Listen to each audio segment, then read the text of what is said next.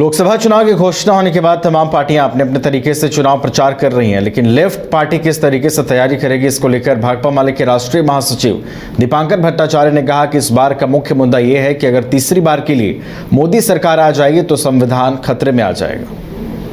तो पूरे देश के सामने एक मुद्दा है सबसे बड़ा, वो है कि देश में अगर तीसरी बार के लिए मोदी सरकार सत्ता में आ जाएगी तो इस देश में लोकतंत्र बिल्कुल नहीं बचेगा। संविधान का जो भी बचा खुचा है वो भी ख़त्म हो जाएगा। इसलिए लोकतंत्र को बचाना, तानाशाही को धूल चटाना, ये चुनाव का मुख्य मुद्दा है। और इसी के साथ साथ पूरे देश में जो किसानों के मुद्दे हैं, नौजवानों के रोज़गार का सवाल है, महिलाओं की सुरक्षा सम्मान का सवाल है, दलितों के लिए, बहुजन समाज के लिए न्याय का सम्मान का सवाल है, ये सारे सवाल अपनी जगह पर हैं। ये प्रमुख हमारे मुद्दे हैं और इन मुद्दों को लेकर के हम चुनाव में जा रहे हैं। एक बड़ा हमारे सामने सवाल है इलेक्टोरल बॉन्ड का।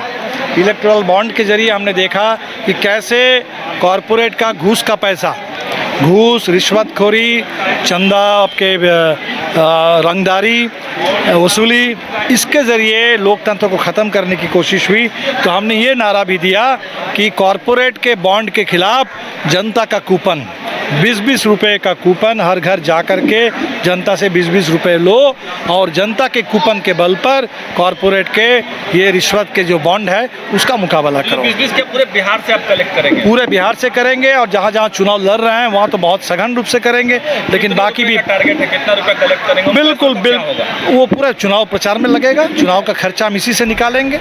चुनाव का खर्चा जनता के सहयोग से ही निकालेंगे, क्योंकि चुनाव का खर्चा अगर चुनाव अदानी, अंबानी और वो वैक्सीन बनाने वाली कंपनी और वो टनल बनाने वाली कंपनी, देश में सड़क बनाने वाली कंपनियों से अगर चुनाव चलेगा तो सरकार भी उन्हीं लोगों के लिए काम करेगी।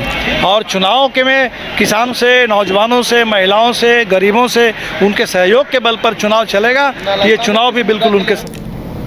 तो आपको बता दें कि ममता भुइयां पलामू से आरजेडी की उम्मीदवार होंगी। पार्टी सुप्रीमो लालू प्रसाद यादव ने उन्हें पार्टी का सिंबल दे दिया है। आधिकारिक रूप से आज पार्टी इसकी घोषणा भी कर सकती है। तो आपको बता दें कि पलामू से आरजेडी ने अपना उम्मीदवार घोषित अभी तक नहीं किया है, पर ऐसी बातें आ रही हैं कि ममता भुइयां पलामू से आरजेडी की उम्मीदवार होंगी। पार्टी सुप्रीमो लालू प्रसाद यादव ने उन्हें पार्टी का सिंबल दे दिया है और आधिकारिक रूप से आज पार्टी इसकी घोषणा भी कर सकती है।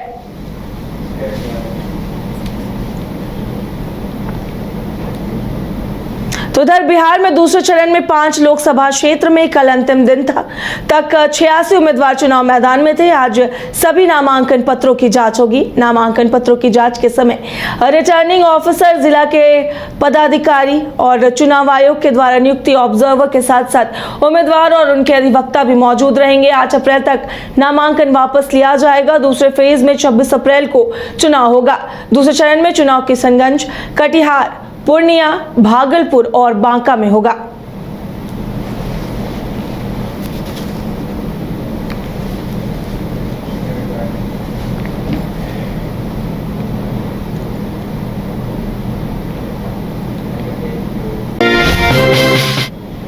नमस्कार, स्वागत है आपका न्यूज बाइस्कोप में और आपके साथ मैं हूं काजल चौहान।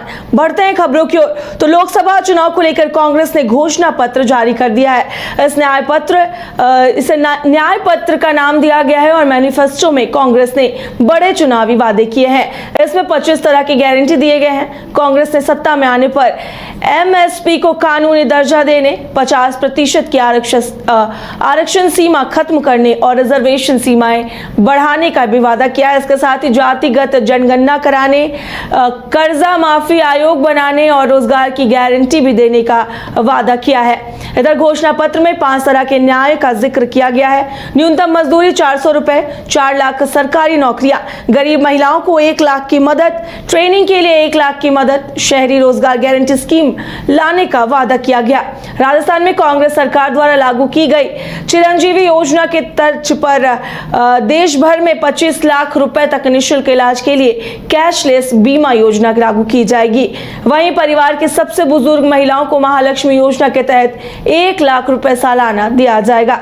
इस दौरान कांग्रेस अध्यक्ष मल्लिकार्जुन खड़गे, सोनिया गांधी, राहुल गांधी, पी चिदम्बरम, केसी वेणुगोपाल, प्रियंका गांधी, सचिन पायलट समेत अन्य नेता भी मौजूद रहे।